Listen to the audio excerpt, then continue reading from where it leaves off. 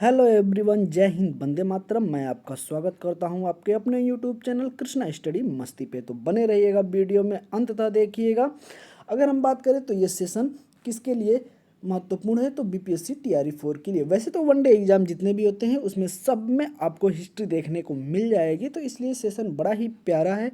और अगर हम बात करें तो जल्द ही आपको बीपीएससी की नोटिफिकेशन देखने को मिल सकती है। अगर हम बात करें तो 26,000 पदों पे आपको नोटिफिकेशन, अरे 26,000 या 27,000 पदों पे आपको नोटिफिकेशन देखने को मिल सकता है।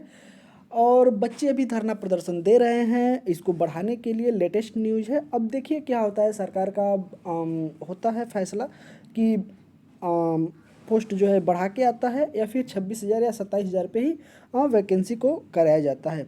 तो जल्द ही आपको ये चीज़ें देखने को मिल सकता है। हमें लगता है कि अगले महीने में हो सकता है फॉर्म आपको मिल जाए नेट पे। तो चलिए स्टार्ट करते हैं हम लोग। कृष्णा स्टडी मस्ती पे आपको ये सेशन मिल जाएगा। और अगर पिछले सेशन को अगर अभी तक आपने नहीं देखा है तो जाके कृष्णा स्टडी मस्ती के यूट्यूब चैनल, वहाँ से आप विदाउट फीस, कोई भी वहाँ पे फीस नहीं रखी गई है, कोई भी अमाउंट नहीं है, वहाँ पे आप जाके फ्री में देख सकते हैं और वहाँ से अपने तैयारी को एक महत्वपूर्ण दे सकते हैं। ठीक है, तो बने रहिएगा। और चलिए आज हम लोग सेशन को स्टार्ट करते हैं। बड़ा ही प्यारा सेशन है और सेशन स्टार्ट करने से पहले एक प्यारा सा कोटेशन है। और कोटेशन में क्या कह रहा है, अब बड़े ही ध्यान से सुनिएगा। जरूर मुकरे होंगे जबान देकर लोग, जरूर मुकरे होंगे जबान देकर लोग, वरना आज कागजों का कारोबार ना होता। ठीक है, तो बहुत ही महत्वपूर्ण लाइन है, इसको आप बड़े ही ध्यान से सुन के इसको विचार करिएगा। क्योंकि आज जो कागज़ों का व्यापार है, अगर जबान ही होती तो क्या ही होता, फिर यहाँ तक तो बात आती ही नहीं। तो ये सारी चीज़ें हैं।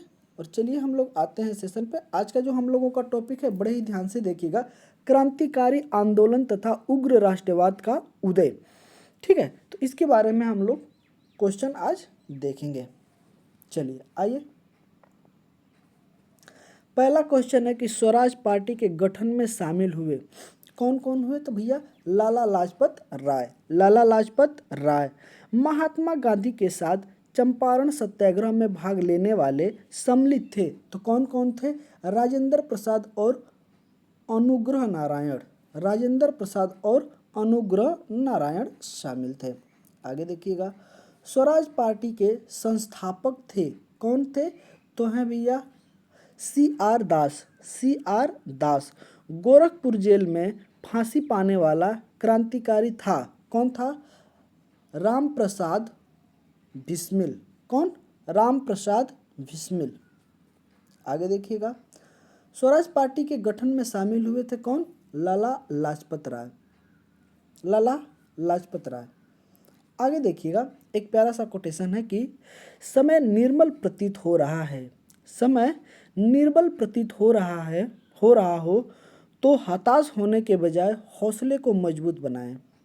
समय निर्बल प्रतीत हो रहा हो तो हताश होने के बजाय हौसलों को मजबूत बनाएं।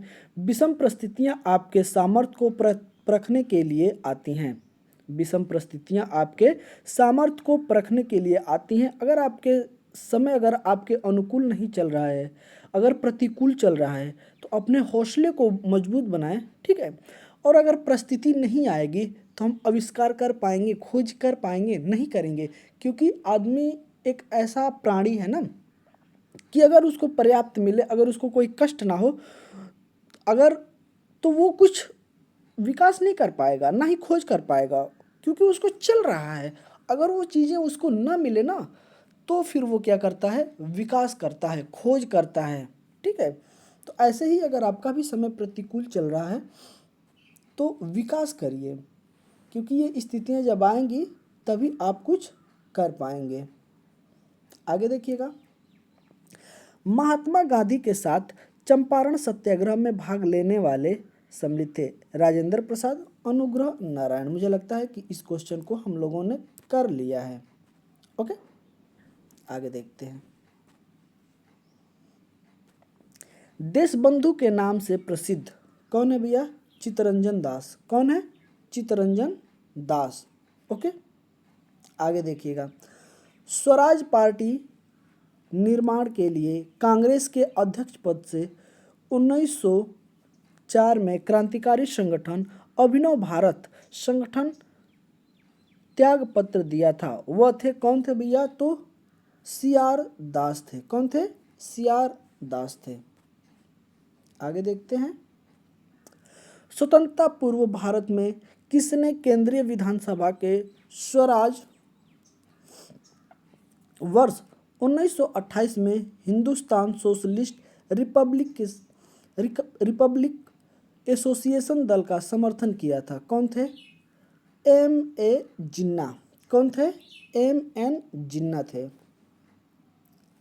स्वराज पार्टी से संबंधित थे MR जयकर। MR जयकर। भगत सिंह ने सेंट्रल असेंबली में बम फेंका, कौन? बटुकेश्वर दत्त के साथ। किसके साथ? बटुकेश्वर दत्त के साथ भगत सिंह थे। भारत में साइमन कमीशन के बहिष्कार के मुख्य कारण थे, क्या थे? तो वह उसके सभी सदस्य जो थे वो अंग्रेज थे, इसमें किसी भी भारतीय को शामिल नहीं किया गया था। अब जरा सोचिए ना, कैसी विसंगति आपके सामने देखने को मिल रही है कि हमारे लिए विकास किया जा रहा है, ठीक है, जो भी योजनाएं थी वो हमारे लिए थी, लेकिन हम ही उसके सदस्य नहीं थे, उस कमेटी के सदस्य नहीं थे। कितना अजीब बात है, ठीक है। तो इसलिए ही इसका क्या हुआ? बहिष्कार होने लगा। क्या हुआ? बहिष्कार होने लगा। ओके, चलिए आगे देखते हैं। इंडिपेंडेंट लीग की स्थापना की किसने किया था? तो राम बिहारी बोस ने। किसने किया था? राम बिहारी बोस ने। किसके सुझाव पर भारतीयों को साइमन कमीशन से बाहर रखा गया? तो वो कौन थे? Lord Irwin. कौन थे? Lord Irwin. आगे देखिएगा। इनकलाब जिंदाबाद का नारा संबंध है, किससे संबंधित है? तो भगत सिंह से। ये नारा कौन दिए थे? भगत सिंह ने दिया था। साइमन कमीशन भारत किस वर्ष आया था? तो 1928 में। 1928 में साइमन कमीशन भारत आया था। काकोरी केस के अभियुक्तों के बचाव हेतु किसकी अध्यक्षता में एक समिति गठन हुआ था? तो गोविंद बल्लभ पंत की अध्यक्षता में यह कमेटी गठित की गई थी। आगे देखिएगा। काकोरी कांड मुकदमे में सरकारी वकील था, तो कौन थे? तो जगत नारायण मुल्ला। कौन थे? जगत नारायण मुल्ला थे। आगे देखिएगा। सर्वप्रथम भारत के लिए औपनिवेशिक स्वराज की मांग थी, कौन कर रहे थे भैया? तो कर रहे थे सर तेज बहादुर सप्रू और जयकर ने किया था। दो लोगों ने मिलकर इस मांग को आगे बढ़ाया था। आगे देखिएगा। साइमन गो बैक, बड़ा ही प्यारा चीज़ है यहाँ पे कि साइमन गो बैक के नारे का निर्माण किया था, तो कौन किया था? यूसुफ मेहर अली ने। किसने किया था? यूसुफ मेहर अली ने निर्माण किया था। आगे देखिएगा। काकोरी षड्यंत्र कांड का वह एकमात्र क्रांतिकारी जो पुलिस गिरफ्तार से बच निकला था, तो वो कौन थे? चंद्रशेखर आज़ाद। चंद्रशेखर आज़ाद। इन्होंने जब देखा इलाहाबाद में जब इनको चारों तरफ से पुलिस घेर लेती है और इन्हें लगता है कि अब मैं यहाँ से भाग नहीं पाऊँगा, तो एक गोली बची रहती है, उससे अपने आप को ही क्या करते हैं? शूट कर लेते हैं, ठीक है। तो इनको कभी पुलिस नहीं पकड़ पाई थी, ठीक है। और यह किसके आरोप में खोजे जा रहे थे? तो काकोरी षड्यंत्र कांड। काकोरी जगह एक थी, वहाँ पे कांड हुआ था। ट्रेन जब आई थी तो वहाँ से जो सरकारी खजाने थे गोला बारूद, तो उसमें इन्होंने कई लोगों ने मिलकर उसमें क्या किया था? लूट लिया था। सारे लोग पकड़े गए थे। एक अकेला व्यक्ति थे चंद्रशेखर आज़ाद जी, जिनको पुलिस कभी गिरफ्तार नहीं कर पाई। ओके, आगे देखिएगा। फरवरी 1928 में आयोजित सर्वदलीय सम्मेलन के अध्यक्ष थे, कौन थे? Doctor MN Ansari. Doctor MN Ansari थे। आगे देखिएगा। हिंदुस्तान रिपब्लिक एसोसिएशन का गठन 1924 ईस्वी में किया गया। जहाँ किया गया था वह जगह थी, तो वह जगह थी कौन सा? हिंदुस्तान रिपब्लिक एसोसिएशन का गठन 1924 में किया गया था। तो कहाँ पे किया गया था, जगह बताना है, तो वो जगह थी कानपुर। वो जगह कौन सी थी? कानपुर थी। ओके। भारतीय अशांति का जनक कहा जाता था किसे? बीजी तिलक को। किसे कहा जाता था? बीजी तिलक को कहा जाता था। आगे देखिएगा, वह युग्म जिसको इंग्लैंड में अंग्रेज अधिकारियों की हत्या के आरोप में फांसी की सजा मिली, तो कौन कौन थे? मदन लाल धिंगड़ा और ऊधम सिंह, ये दो लोग ऐसे थे जिनको इंग्लैंड के अंग्रेजी अधिकारियों की हत्या के आरोप में क्या किया गया था? फांसी चढ़ा दिया गया था। तो कौन कौन थे? मदन लाल धिंगड़ा तथा ऊधम सिंह, ये दो व्यक्ति थे। आगे देखिएगा, भारतीय स्वतंत्रता के लिए फांसी पाने वाले प्रथम रिकॉर्डेड मुस्लिम का नाम था, तो क्या था? आसफ उल्ला खान। आसफाक उल्ला खान। क्या नाम था? आसफाक उल्ला खान। आगे देखिएगा, आलोचना और स्वतंत्र चिंतन एक क्रांतिकारी की दो विषमताएं हैं, यह कथन है। क्या कथन है? कथन को ध्यान से सुनिएगा कि आलोचना और स्वतंत्र चिंतन एक क्रांतिकारी की दो विषमताएं हैं, विशेषताएं हैं। यह कथन किसका है? तो कथन है भगत सिंह का। किसका है कथन? भगत सिंह का यह कथन था। आगे है, वह प्रथम भारतीय जिनको पत्रकार के रूप में अपने कर्तव्य निर्वहन के लिए जेल भेज दिया गया। ठीक है, तो वो कौन थे? बाल गंगाधर तिलक। कौन थे भैया? बाल गंगाधर तिलक थे। ओके, आगे बढ़ते हैं। क्रांतिकारी की तलवार विचारों के उभरते हुए पत्थर पर तेज की जाती है, यह कथन किसका है? तो भगत सिंह का है। बड़े ही ध्यान से इस कथन को देखिएगा कि क्रांतिकारी की तलवार विचारों के उभरते हुए पत्थर पे तेज की जाती है, तो यह कथन किसका है? तो यह कथन है आपका भगत सिंह का। आगे देखिएगा, लाहौर षड्यंत्र मुकदमे के परिणाम स्वरूप फांसी हुई। किसको किसको हुई थी? भगत सिंह को दिया गया था, राजगुरु को दिया गया था और सुखदेव को दिया गया था। तो यह तीन व्यक्ति ऐसे थे जिनको लाहौर षड्यंत्र मुकदमे के परिणाम स्वरूप फांसी पे चढ़ा दिया गया था। इन्होंने देश की आज़ादी के लिए अपने प्राण न्यौछावर किए थे। और आज की जनरेशन को देखते हुए ये भी सोच रहे होंगे हम लोगों ने किसके लिए प्राण न्यौछावर किया? जो दिन भर मोबाइल चलाते हैं या कुछ करना नहीं चाहते हैं, उनके लिए। आगे देखिएगा, कांग्रेस पर अनुनय विनय तथा विरोध की राजनीति करने का आरोप लगाया था। किसने लगाया था? तो बीजी तिलक ने। तो बीजी तिलक ने क्या लगाया था? बड़े ही ध्यान से देखिएगा कि अनुनय विनय तथा विरोध की राजनीति करने का आरोप लगाया था। कौन? बीजी तिलक। आगे देखिएगा, प्रथम महायुद्ध के दौरान कहाँ पर भारत की एक अस्थायी सरकार बनी थी जिसके प्रेसिडेंट राजा महेंद्र प्रताप सिंह थे? तो वो जगह कहाँ सी थी? तो वो थी अफगानिस्तान में। कहाँ? अफगानिस्तान में। और वहाँ के राजा कौन बने थे? तो महेंद्र प्रताप बने थे। कौन बने थे? राजा महेंद्र प्रताप बने थे। ठीक है, चलिए। गदर पार्टी के नेता थे, कौन थे भैया? तो लाला हरदयाल।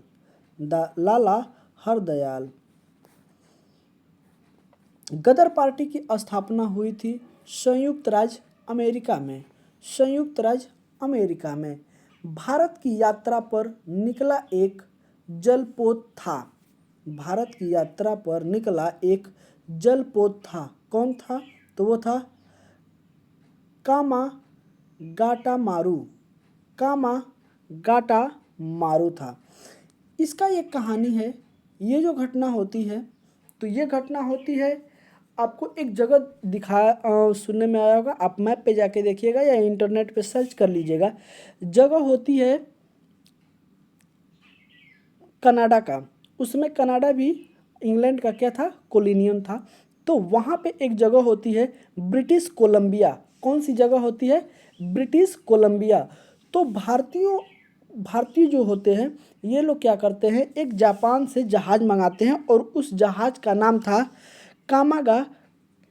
कामागाटा मारू। ठीक है, तो यह जहाज़ जो है कि बांग्लादेश जो है उसके समीप आती है और यहाँ से ये लोग क्या करते हैं, उस पर सवार होते हैं और जहाज़ को लेके ये लोग, पानी वाली जहाज़ को लेके ये लोग कहाँ जाते हैं, कनाडा जाते हैं। लेकिन कनाडा पे जो था वहाँ पे इनको वहाँ की सेना उतरने नहीं देती है। ठीक है, वो वहाँ की सेना क्या करती है, इनको उतरने नहीं देती है सरजमी पे, और वहाँ से ये फिर क्या करते हैं, वापस आते हैं। नाव का नाम क्या है, कामागाटा मारू। तो ये जो नाव आती है वहाँ से तो फिर बंगाल के समीप आती है और बंगाल के समीप कलकत्ता बंदरगाह पे ये लोग उतरना चाहते हैं।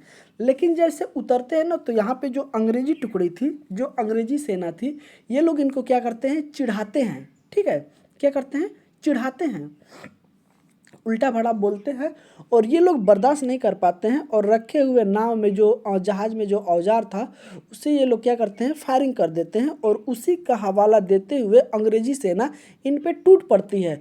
अब देखिए विडंबना क्या होती है कि आप अगर जल में हैं नाव पे तो इनको उतर के मोर्चा संभालना चाहिए था, लेकिन ये लोग नाव पे ही थे, तभी इन लोगों ने क्या किया, लड़ाई कर दिया और हमला बोल दिया। तो ये लोग नाव से बाहर आ ही नहीं पाए, जितने लोग थे सारे लोग नाव पे मारे गए। तो नाव का नाम क्या था, कामागाटा मारू। तो उसी घटना का जिक्र इसमें किया गया है जो कि जलपोत था, जो कनाडा की यात्रा पर निकला था। तो कनाडा की यात्रा पे जो निकला था तो जगह पूछ सकता है, तो ब्रिटिश कोलंबिया। ऐसे करके क्या होता है कि ब्रिटिश कोलंबिया का जब भी नाम आता है तो हमें लगता है कि यह जगह ब्रिटेन में होगी, लेकिन यह जगह ब्रिटेन में ना होके कनाडा का एक स्टेट है। ठीक है, जैसे हमारे यहाँ अलग अलग स्टेट है, वैसे भी वहाँ पे भी एक स्टेट है और उसका नाम है ब्रिटिश कोलंबिया। तो वहाँ की यात्रा पर निकला था और जलपोत जो था, जो नाव थी, उसका नाम था कामागाटा मारू। और यह कहाँ की नाव थी, तो जापान से यह मंगाई गई थी। तो पूरी घटना ऐसे है। ठीक है, इसको आप याद रखिएगा। आगे देखिएगा, एक प्यारा ही कोटेशन है, बड़े ध्यान से देखिएगा। अपने व्यक्तित्व का मूल्यांकन स्वयं निर्धारित कीजिए। अपने व्यक्तित्व का मूल्य स्वयं निर्धारित कीजिए, दूसरे तो आपकी कीमत अपने औकात के अनुसार ही लगाएंगे। बड़ी शानदार लाइन है, इसको ज़रूर अपने जीवन में रखिएगा, क्योंकि अगर हमें आपकी कीमत नहीं पता है तो हम तो जितना सोचते हैं उसी हिसाब से आपकी कीमत लगाएंगे। ठीक है, तो बहुत ही शानदार लाइन है, इसकी गहराइयों को आप समझिए। आइए अब हम लोग चलते हैं पॉइंट 4 पे और इस पे हम लोग देखेंगे विधायी संशोधन तथा गवर्नमेंट ऑफ इंडिया एक्ट 1935 के बारे में। जो भी संशोधन हुआ था या भी जो भी इसमें नियम कानून बनाए गए थे या जो भी इस पे विरोध हुआ था, उस सारी चीज़ों को हम लोग इसमें देखेंगे। तो चलिए इसको स्टार्ट करते हैं, और इसको स्टार्ट करने से पहले एक प्यारा सा कोटेशन है। यू बात बात पर आक्रामक हो जाना, यू बात बात पर आक्रामक हो जाना यह सिद्ध करता है कि आपका मस्तिष्क किसी और के नियंत्रण में है। बात बात पे आक्रामक हो जाना यह सिद्ध करता है कि आपका मस्तिष्क किसी और के नियंत्रण में है। ओके, अपने आप को जितना सुलझा हुआ पाएंगे उतना ही आगे और उतना ही अच्छे निर्णय लेने के लिए आप प्रतिबद्ध होंगे। तो चलिए अगला पॉइंट देखिएगा, हम लोगों का है कि वह अधिनियम जिसके द्वारा अंग्रेजों ने अखिल भारतीय संघ का प्रस्तावित किया था। तो कौन सा था, भारत सरकार अधिनियम, सॉरी माफ करिएगा, भारत सरकार अधिनियम 1935। ओके, आगे देखिएगा। 1935 के अधिनियम के बारे में कहा गया था, क्या कहा गया था, इसको ध्यान से देखिएगा कि एक कार जिसमें ब्रेक तो है पर इंजन नहीं। क्या कहा गया था, एक कार जिसमें ब्रेक तो है पर इंजन नहीं। और यह किसका कथन है? तो जवाहरलाल नेहरू जी का यह कथन आपको है, याद रखिएगा। एक संघीय व्यवस्था और केंद्र में द्वैध शासन। एक संघीय व्यवस्था और केंद्र में द्वैध शासन भारत में लागू किया गया था किस अधिनियम के द्वारा? तो भारत सरकार अधिनियम 1935 के द्वारा यह व्यवस्था भारत में लागू की गई थी। और यह व्यवस्था अभी भी आपको देखने को मिल जाएगा। द्वैध शासन का मतलब ये होता है कि एक सरकार जो है कि केंद्र सरकार और एक आपका विधानसभा जो स्टेट गवर्नमेंट होती है उसके तर्ज पे, तो ये द्वैध शासन हो गया। ठीक है, आपके ऊपर दो लोग शासन कर रहे हैं। ठीक है, आगे देखिएगा, आगे चलते हैं। आगे है भारत सरकार अधिनियम 1935 को गुलामी का अधिकार पत्र। क्या है? गुलामी का अधिकार पत्र कहा गया था। और यह कथन किसका है? तो पंडित जवाहरलाल नेहरू। पंडित जवाहरलाल नेहरू। वह अधिनियम जिसके द्वारा भारत में संघीय न्यायालय की स्थापना की गई थी। तो कौन था अधिनियम? था भारत सरकार अधिनियम 1935। भारत सरकार अधिनियम 1935। आप हमें कमेंट करके बताइएगा कि इलाहाबाद जो प्रयागराज है, खैर उसका तो अभी इलाहाबाद ही नाम चल रहा है।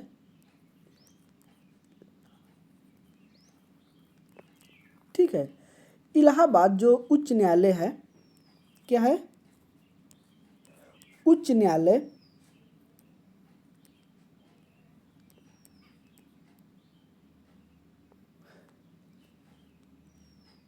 ठीक है, तो उच्च न्यायालय जो है तो इसकी स्थापना कब की गई थी? हमें आप ये कमेंट करके जरूर बताइएगा।